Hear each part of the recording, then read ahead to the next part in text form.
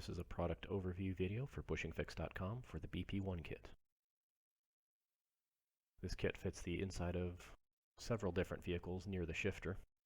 To get to this, you'll need to remove the console or the knee bolster depending on your vehicle.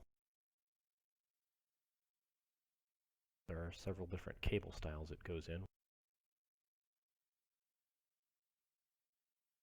You can use the installation driver that's included with the kit. It makes it a little bit easier, but it's not necessary. It's also helpful to use that driver to push the bushing onto the pin after it's been installed into the cable. Some pins have a retaining clip, and if you remove one of those when you take this apart on the pin, you'll want to save that to put it back in when you're done. Other pins have a slightly larger head like the one shown in that picture there. Use a small amount of grease included with the grease packet. And the complete instructions are located on the website. You can order at BushingFix.com. Thanks again.